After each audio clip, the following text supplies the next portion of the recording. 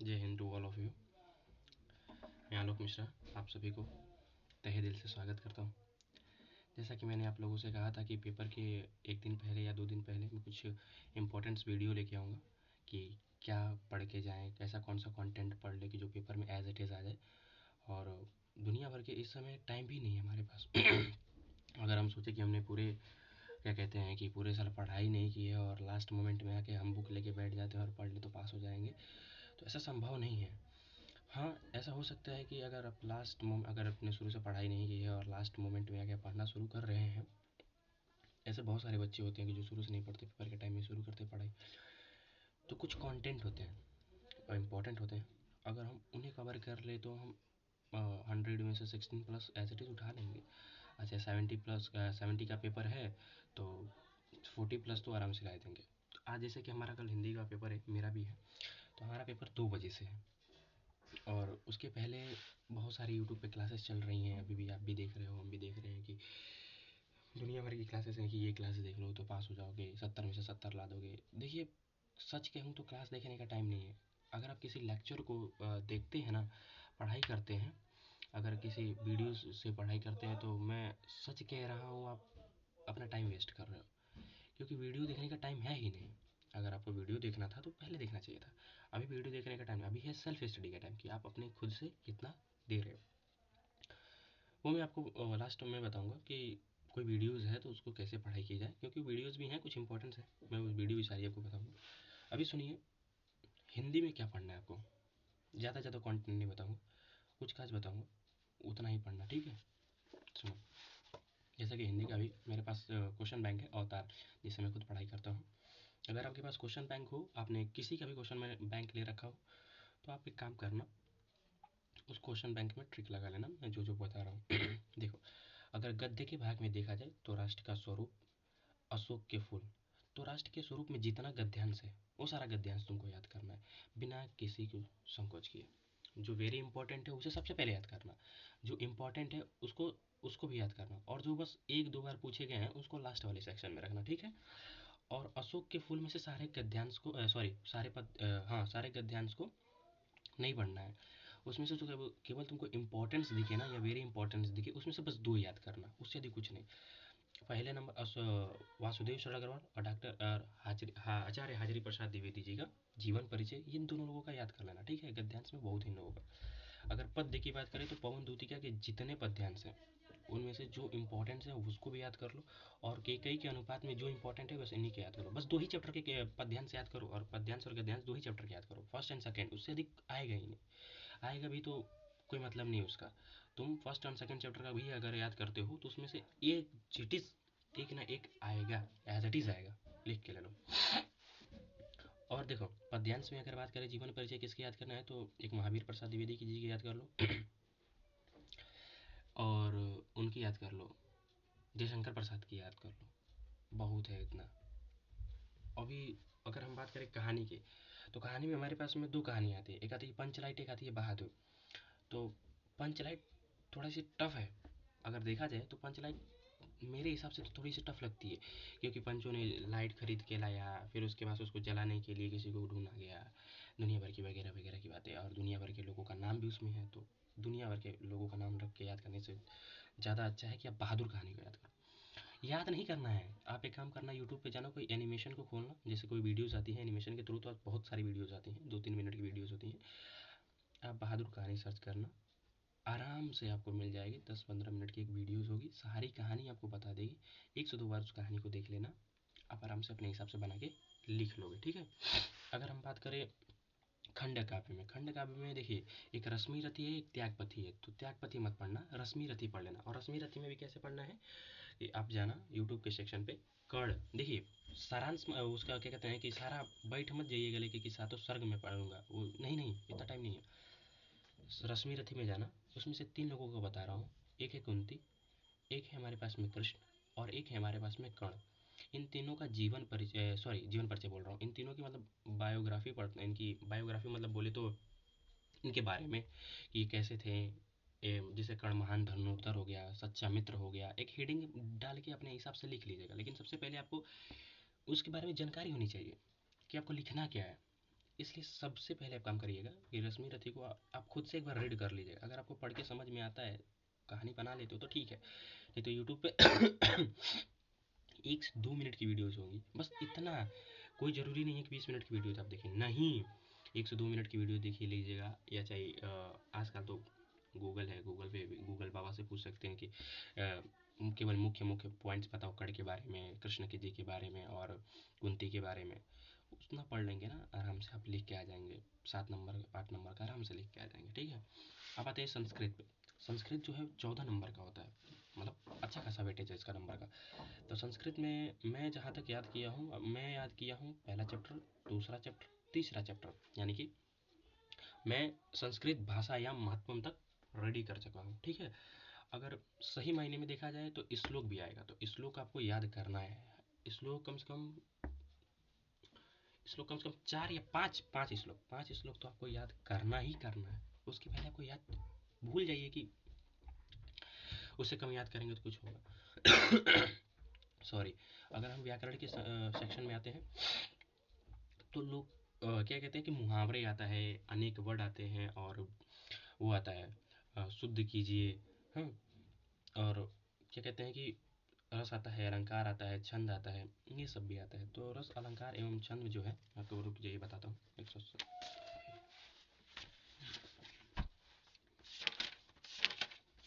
देखिए, लोकप्रिय मुहावरे में आपको मैं जो जो बता रहा हूँ आप उसे देख लो। पहला है अधजल गगरी छलकत जाए, दूसरा है अपना हाथ जगन्नाथ, तीसरा है अपनी करनी पर पार उतरने, चौथा है हमारे पास में आंखों के अंधे के नाम नयन सुख, आ बैल मुझे मार। ये सारा जो मैं याद करता हूँ वही आपको बता रहा हूँ, बाकी चीज़ का कोई नहीं बता रहा हूँ। आगे हाथ ना पीछे पगा, ठीक है। आगे कुआं पीछे खाई, आम के आम गुठलियों के दाम, उल्टा चोर कोतवाल को डांटे, एक एक पंथ दो काज, का बरखा जब कृषि सुखावे, है ना। खोदा पहाड़ निकली चूहिया, गांव का जोगी जुगान, आन गांव का सिद्धि, घर की मुर्गी दाल बराबर, घोड़े की लात और आदमी के लिए बात, ठीक। चोर के दाढ़ी में तिनका, जहाँ जहाँ वहाँ रहा, जैसी करनी वैसी भरनी, डाढ़ सॉरी डाढ़ के वही 3 पात, है ना। उसके बाद से धोबी का कुत्ता ना घर का ना घाट का, बंदर क्या जाने अदरक का स्वान, शौकीन बुढ़िया चटाई के लांगा। ये थोड़ा इंपॉर्टेंट लग रहा है, मुझे लग रहा है कि इस बार आएगा, ठीक है। मुंह में राम बगल में छुरी। आप इसे स्किप कर सकते हो, मुंह में राम बगल में छुरी को स्किप कर सकते हो, ठीक है। भारी गगरी चुपके जाए, ठीक है, यानी कि ज्ञानी मनुष्य गंभीर होता है, इसको देख लीजिएगा आप लोग। अंगार सिर पर उठाना, ठीक। अपने पैरों पर खड़ा होना, आंखों में धूल झोंकना, आंख का तारा होना, ये सारा जो मैं याद किया हूँ वही बता रहा हूँ आपको। ऐसे ज़्यादा कुछ नहीं आएगा, यही आएगा, इसी में से आएगा। भले 4 हो, 4 ही आता है, लेकिन आएगा इसी में से आएगा। उसमें से कोई एक ही करना रहेगा, लेकिन हम रिस्क थोड़ी ले सकते हैं कि भैया हम 4 इसमें से गिन के लाइन से 4 याद कर ले वही आ जाएगा, वैसा नहीं होगा ना, पढ़ना पड़ेगा। आग बबूला होना, इधर उधर लगाना, ईंट से ईंट बजाना, ईद का चांद होना। ईद का चांद होना बहुत मोस्ट इंपॉर्टेंट है, इसको देख लेना यार, भूलना नहीं। उंगलियों पर नचाना, ठीक है। उंगलियों पर नचाना थोड़ा सा लग रहा है कि आ जाएगा, बट स्किप कर सकते हो इसे, ठीक है। उठ के मुंह में जीरा, भाई लिख के ले लो, ये 7 सेट में से किसी एक सेट में तो पक्का आएगा। कच्चा चिट्ठा खोलना, ये भी आने वाला है, ठीक है। उसके बाद से आप लिख लीजिए घी के दिए जलाना, गड़े मुर्दे उखाड़ना, ठीक। बस ये, और भी है, दांत खट्टे करना, दांतों तले उंगली दबाना, दूध का दूध पानी का पानी, दूध का दूध पानी का पानी तो चांसेस बहुत ज़्यादा है आने के, बहुत ज़्यादा, क्योंकि हर बार पूछता है। अब आते हैं हम लोग इस पे, पता है, शब्दों के सूक्ष्म अंतर पे। शब्दों में सूक्ष्म अंतर, तो इसमें देखिए, इसमें भी मैं बता रहा हूँ। अभिराम अभिराम, ठीक। अम्बुज अम्बुज, सूत सूत, और सूत सूत उसके बाद से प्रयण परिमण, अरे क्या है रे, प्रयण परिणय, सॉरी। और तरड़ी तुरड़ी, ठीक। तरड़ी तुरड़ी बहुत चांसेस है कि हमारे सेट में आएगा, 100% लिख के ले लो। अंश अंशु भी हमारे सेट में आएगा जब हम कल पेपर देंगे, क्योंकि मुझे लग रहा है ये आएगा। जल्द जल्दी, प्रसाद प्रसाद, कपीस कपीस, है ना। श्रवण भ्रमण, हरि हरि, हर हरि, सॉरी हर हरि, जैसे कि शंकर और विष्णु, भवन भुवन, ठीक है। उसके बाद से तरड़ी तुड़ी। ये बस इतना ही है इसमें, इसमें है ये शब्दों के सूक्ष्म अंतर में, इतना इसमें याद कर लो। अनेकार्थी शब्द, जैसे कि एक शब्दों कोई शब्द है, उसके बहुत सारे शब्द होते हैं। एक जो अर्थ मतलब कोई एक कोई एक अर्थ है, उसके बहुत सारे शब्द होते हैं, ऐसा मान लो। जैसे शिखा हो गया, है ना, शिव हो गया, कनक हो गया, कर हो गया, काल हो गया, कौशिकी हो गया, अक्षत हो गया, अनंत हो गया, अंबर हो गया, उसके बाद से नग हो गया, पतंग हो गया, उसके बाद से अली हो गया, गति हो गया, पयोधर हो गया, पयोधर आएगा हमारे सेट में, आएगा पयोधर। बाल हो गया, मित्र हो गया, राग हो गया, है ना, शरांग हो गया, हलधर हो गया। ये सब आपको इसमें याद करना ही पड़ेगा, आप इसे बच नहीं सकते हो। अनेक शब्दों के लिए एक शब्द का वाक्यांश, ठीक है। अभी देखिए, जैसे कि है कि किसी भी पक्ष का समर्थन न करने वाला, मैं जो जो बता रहा हूँ उसे नोट कर लेना, ठीक है। मैं जो जो बता रहा हूँ उसे नोट कर लेना, और यह ट्रिक लगा लेना, उसको पढ़ लेना। मैं लिख के दे रहा हूँ, वही आएगा हमारे सेट में। किसी भी पक्ष का समर्थन न करना, किसी दूसरे के स्थान पर काम करने वाला, जो कभी भी जन्म न लेता हो, दूसरे पर आश्रित रहने वाला, किसी बात को पंजिका में चढ़ाने वाला, जिसका पति मर गया हो, है ना, जो मर्यादा का पालन करता हो, जो वंदना करने योग्य हो, जो जाना ना जा सके, जिसका कहीं भी अंत ना हो, जो आंखों से न दिखाई दे, जिसके समान कोई दूसरा ना हो, है ना, जिसकी उपमा ना हो सके। ये मेरे सेट में लगता है आएगा, जिसकी उपमा ना हो सके ना, जिसे कोई जीत ना सके। पृथ्वी और आकाश के बीच का स्थान क्या होता है? अंतरिक्ष होता है। अगर बात करें हम आगे की, तो ईश्वर में विश्वास रखने वाला हो गया, जिसे क्षमा किया जा सके, जो नष्ट होने वाला है, जिसके हृदय में कोई ममता ना हो, वह स्थान जहाँ पृथ्वी और आकाश मिलते हुए दिखाई देते हैं। ये थोड़ा सा नॉर्मल स्किप करने से, ठीक है। जैसे समझाना कठिन है, जिसका ज्ञान थोड़ा सा होता है, वो ज़्यादा बोलता है, जिस पर विश्वास न किया जा सके, जिसे कोई सॉरी जिसने कोई अपराध न किया हो, जीवित रहने की प्रबल इच्छा, जिसने अपनी इंद्रियों को जीत लिया हो। ये 7 सेट में से पक्का 2 सेट में आएगा, जिसने अपनी इंद्रियों को जीत लिया है। लिख के ले लो मेरे भाई। जानने की इच्छा रखने वाला होता है जिज्ञासु। अगर बात करें उपकार को मानने वाला होता है कृतज्ञ। उपकार को न मानने वाला होता है कृतधन, ठीक है। जो कल्पना से परे हो, और एक बात, जिसकी कल्पना की जा सके, जो पहले कभी ना हुआ हो, ठीक है। जिसका एकमात्र अधिकार हो, जो पढ़ना लिखना जानता हो। अब आते हैं हम लोग उस पर, इसी के हैं बहुविकल्पी, क्या मतलब है। जिसके पास कुछ ना हो, ठीक है। और एक है किसी बात का गुण रहस्य जानने वाला, बस इतना याद कर लो। जिसका कोई आधार ना हो, ये मत याद करना। जिसकी तुलना ना की जा सके, इसे देख लेना, ठीक है। बस इतना ही काफ़ी है। व्याकरण के सेक्शन में देखा जाए तो इतना बहुत है। अब आते हैं हम लोग सबसे मोस्ट इंपॉर्टेंट वाले सेक्शन में, रस, अलंकार एवं छंद। देखिए, मैं जो याद किया सॉरी, वही बताऊंगा आपको। श्रृंगार रस कितने प्रकार के होते हैं और उनके एक उदाहरण। हास्य रस, करुण रस, वीर रस, शांत रस। सारा देख लेना, पहले बता रहा हूँ। अगर तुम्हें यहाँ से नहीं पढ़ के नहीं समझ में आता है तो 2-2 मिनट 3-3 मिनट की वीडियोस पड़ी हैं यूट्यूब पे, लेकिन यूट्यूब में वीडियोस देखने का टाइम नहीं है। तुम खुद से, मैं बता रहा हूँ, याद करने का तरीका बता रहा हूँ। देखो, तुमको याद कैसे करना, अगर तुम मेरे बताए हुए तरीकों से पढ़ोगे ना, तो 2 से 3 टाइम में आ जाएगा। देखो, श्रृंगार रस है मान लो, ठीक है। श्रृंगार रस का स्थायी भाव रति अथा प्रेम, मतलब कि प्रेम होता है। रति का सामान्य अर्थ होता है प्रति, अर्थात किसी मनुकुल प्रिय व्यक्ति की ओर मन का झुकाव या लगाव। जब नायक नायिका के मन में एक दूसरे के प्रति प्रीति उत्पन्न होकर विभाव, अनुभाव तथा संचारी भाव के योग से अस्थायी भाव रति जागृत होता है, तो वहाँ श्रृंगार रस होता है। मान लो मैंने ये चीज़ तुमको पढ़ के बताई, ठीक। तुमको क्या करना है, कोई मतलब ये श्रृंगार रस ही पढ़ रहे हो तो श्रृंगार रस पढ़ो। एक चीज़ को 5 बार पढ़ो, ध्यान से पढ़ो, 5 बार पढ़ो। फिर उस चीज़ को 3 बार लिखो। एक चीज़ को 5 बार पढ़ो, उसको 3 बार लिखो। अगर तुम्हें वो नहीं याद हो रहा, तब ये ट्रिक अपनाना। ऐसे नहीं, टाइम नहीं है इतना। किसी चीज़ को 5 बार पढ़ो, 3 बार लिखो, और 2 बार खुद से आंख बंद करके और बोलना। 2 बार खुद से बोलना, ठीक। इतना मैं लिख के ले लो, मेरे याद हो जाएगा। आते हैं अलंकार वाले सेक्शन पे। अलंकार वाले सेक्शन में देखिए, आपको क्या पढ़ना है। आपको पढ़ना है श्लेष अलंकार, उपमा अलंकार, उत्प्रेक्षा अलंकार, सॉरी, और अनुप्रयास अलंकार। यमक अलंकार भी आप ऐड कर सकते हो। ये तो भाई एक एक शब्द मतलब छोटे छोटे से हैं केवल 2 लाइन के हैं, 2 लाइन भी आराम से कोई बच्चा भी पढ़ेगा तो आराम से याद हो जाएगा। अभी चौपाई, चौपाई भी है और दोहा भी है और सोरठा भी है। इन तीनों को देख लेना। इन तीनों में से 2 तो हमारे सेट में आने वाले हैं। मैं पहले बता रहा हूँ कौन सा आएगा, एक दोहा आएगा, एक सोरठा आएगा। अपठित गद्यांश, देखो ये सेक्शन इतना ज़्यादा कंफ्यूजिंग है ना कि मुझे भी समझ में नहीं आ रहा है कि इसे मैं पढ़ूँ तो पढ़ूँ कौन सा, क्योंकि ये अपठित है। हमने कभी इसे पढ़ा ही नहीं है, हमारे क्लास में भी हमें कभी पढ़ाया नहीं गया। देखिए ये जो सेक्शन है इसमें क्या कर सकते हैं आपकी, वो कर सकते हैं कि आप जा पेपर में बैठे, आप किसी भी, अगर मान लीजिए आपके में कोई एक गद्यांश आता है, उसको सॉरी गद्यांश या पद्यांश जो भी आता है, आप आराम से पहले उसको पढ़ें, ध्यान से पढ़ें। मैं सबसे पहले कहूँगा कि आप क्वेश्चन पढ़ना उसका, क्वेश्चन पढ़ने के बाद से उसके बाद से उसका पैसेज पढ़ना। उससे क्या होगा कि क्वेश्चन का आंसर, क्वेश्चन पहले से पढ़ा रहोगे तो पैसेज के अनुसार बस उतना ही चीज़ पढ़ोगे, कंटेंट ज़्यादा मत पढ़ना। ये नहीं कि लिखा है लिखा कुछ और है या तुम अपने मन से कुछ और लिख रहे हो, इसके नंबर नहीं मिलते।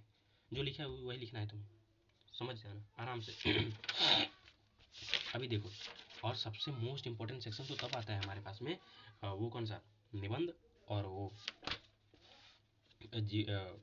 पत्र लेखन। यार देखो पत्र लेखन में मैं तुमको 2 या 3 ही बताऊंगा, क्योंकि टाइम भी नहीं है यार इतना, मैं तुमको क्या बताऊँ। 2 या 3 तुम भी पढ़ लो, मैं भी पढ़ लूँ, मैं तो पढ़ ही रहा हूँ, मैं तो 2 ही 3 पढ़ रहा हूँ। पहला है, किसी विद्यालय के प्रबंधक के नाम हिंदी प्रवक्ता पद के लिए नियुक्ति हेतु आवेदन पत्र। मतलब कोई स्कूल है, उसमें कोई रिक्त स्थान है किसी टीचर का, तो उसमें भर्ती लेने के लिए है, ठीक है। दूसरा है, नगर निगम अधिकारी को सड़क टूटे होने की शिकायत तथा मरम्मत कराने के संबंधी पत्र, ठीक है। और एक और है, बस एक लास्ट है बस, अपने मोहल्ले अपने मोहल्ले में सॉरी अपने मोहल्ले में वर्षा के कारण उत्पन्न हुई जल भराव की समस्या की ओर ध्यान आकर्षित करने के लिए नगर निगम को नगर निगम या स्वास्थ्य अधिकारी को पत्र। मैं बस इन्हीं तीनों को पढ़ रहा हूँ क्योंकि मुझे पता है कि इन्हीं तीनों में से कोई एक फंसेगा। Sorry, I am really sorry. अब देखिए, अब आते हैं हम लोग अपने निबंध लेखन। निबंध लेखन में विद्यार्थी का अनुशासन है, इंपॉर्टेंट है, बट मैं उसे नहीं पढ़ रहा हूँ, मैं नहीं पढ़ रहा हूँ उसे, ठीक है। अभी मैं जो पढ़ रहा हूँ मैं वही आपको बताऊंगा। पहला है, भारतीय समाज में स्त्रियों की स्थिति, बेरोजगारी की समस्या, आतंकवाद और पर्यावरण प्रदूषण। बस काफ़ी है, इतना काफ़ी है। और मैं ये नहीं कह रहा कि तुम बैठ जाना लेके कॉपी और उसके बाद से रट्टा मारते चल जाना, नहीं, भूल जा, तब पेपर भूल जा। बैठना, शांत से बैठना, 7-8 बार लंबी सांस लेना, अनुलोम विलोम करना, ऐसी जगह बैठना जहाँ शोरगुल ना हो। अपने फ़ोन को 6-7 घंटे के लिए साइड रखना, केवल तुम और तुम्हारा बुक रहना चाहिए जिसे तुम पढ़ाई कर रहे हो। बैठो और खुद से पूछो कि क्या मैं जो पढ़ रहा हूँ वो मुझे याद हो जाएगा, क्या मैं जो पाना चाहता हूँ मैं ये पा लूँगा। अगर जब अंदर से आवाज़ आएगी कि हाँ तू कर लेगा, तभी तो याद कर पाएगा। अगर नहीं आएगी याद तो नहीं पढ़ पाएगा मेरा भाई। अभी देख, इतनी सारी यूट्यूब पे वीडियोस चल रही हैं, अगर आप चाहो तो किसी भी वीडियोस को उठा के देखना चालू कर दो तो 7 घंटे, 8 घंटे, 9 घंटे, 10 घंटे, मैं कह रहा हूँ न पढ़। अगर कहीं भी चल रहा है तो तुम क्या करो, उस वो तुम्हारा ऐप, जो ऐप पढ़ा रहा है उस ऐप को डाउनलोड करो, ठीक। अपनी आईडी बनाओ, लॉगिन करो, और क्या करना है कि उसके पीडीएफ वाले सेक्शन में चले जाओ। पीडीएफ वाले सेक्शन में जाके मैराथन वाले सेक्शन में जब जाओगे तो उसके सारे मैराथन वहीं पढ़ जाएंगे। आराम से उसको सेक्शन को खोलना, मैराथन वाले ऑप्शन को खोलना, उसके पीडीएफ को खोल के आधे घंटे लगेंगे और 7-8 घंटे की क्लास आधे घंटे में पढ़ लोगे। ऐसे तुम 7-8 घंटे क्लास में बिताओगे, बताओ, ऐसा नहीं होना चाहिए ना। तो तुम आराम से बैठ के उससे पढ़ सकते हो, पीडीएफ से आराम से पढ़ लेना। अगर तुमसे नहीं पीडीएफ नहीं मिल रही है तो मुझे मैसेज कर देना, मैं तुमको पीडीएफ, अगर मैं मेरे पास पीडीएफ है बहुत सारी, तो मैं वो तुम्हें पीडीएफ प्रोवाइड कर दूंगा, ठीक है। हाँ, एमसीक्यू की 200 प्लस की आई थी, वो क्वेश्चन आए थे बहुविकल्पी वाले, RWA ने कराया था। तो मेरे पास वो पीडीएफ है, अगर आपको चाहिए तो मेरे को मैसेज कर देना, मैं आपको पीडीएफ वो दे दूंगा, ठीक है। वो 200 पढ़ लोगे, उसमें से बहुत आ जाएगा। अभी देखो कौन सी वीडियोस देखनी है यूट्यूब पे और कौन सी नहीं देखनी है, अभी सुन लो। आज कोई वीडियो नहीं देखनी है, जितना बताया है उसे पूरा याद करना है। अगर तुम उसे पूरा याद कर लेते हो तो ही तुम किसी वीडियोस को चुनना, नहीं तो मैं तुमको पहले बता रहा हूँ कि लेक्चर से की गई पढ़ाई 5% दिमाग में आती है। पहले सुनो, लेक्चर से की गई पढ़ाई 5% दिमाग में आती है, खुद से की गई पढ़ाई 50% दिमाग में आती है। अगर तुम खुद से पढ़ के किसी दूसरे को बता रहे हो तो 100% दिमाग में आती है। ये होता है स्टडी का ट्राइंगल। ट्राइंगल के हिसाब से मैं तुमको बता रहा हूँ, ये मेरा खुद का ट्राइंगल नहीं है, ये गूगल, मतलब गूगल क्या, मतलब जितने भी ऊपर बैठे लोग हैं ना, उन लोगों का स्टडी रूटीन यही है। मैं इसी रूटीन को फॉलो करता हूँ। आप खुद से पढ़ो। लेक्चर में कभी नहीं देखता, बहुत रेयर केस में लेक्चर देखता हूँ। हाँ, जब क्लास करता था तो उस टाइम में लेक्चर देखता था, लेकिन अब कुछ नहीं, पीडीएफ से ही पढ़ लेता हूँ। खुद से पढ़ो। पढ़ने के बाद क्या करो कि तुम्हारे कोई भाई बहन है, कोई है, कोई भी नहीं है ना तुम्हारे पास, शीशा रखो सामने, खुद से बातें करो और खुद को एक्सप्लेन करो कि मैंने आज याद किया है, मैं तुमको सुना रहा हूँ, सुनो। भाई लिख के ले लो, लिख के ले लो, 5 मिनट के अंदर वो चीज़ तुमको याद हो जाएगी।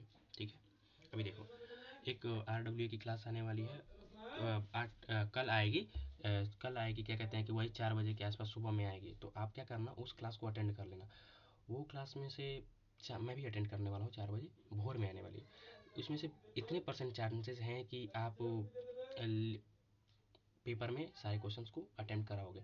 वो जो पढ़ाएंगी ना उसको भी तुम याद कर लेना, और मैं जो बताया हूँ उसे तुम भूलना नहीं भाई। अगर भूल गए तो तुम पछताओगे। मेरी जिम्मेदारी है कि वीडियोज़ लाऊँ और तुमको बताऊँ कि क्या करना है और क्या नहीं करना है। चलो ठीक है, अब नेक्स्ट वाले पेपर, इंग्लिश के पेपर के एक दिन पहले तुमसे मिलूंगा मैं, ऐसे ही एक नई वीडियोज़ के साथ में। क्या उसमें बताऊंगा कि आपको क्या पढ़ना है क्या नहीं पढ़ना है। तब तक के लिए राम राम।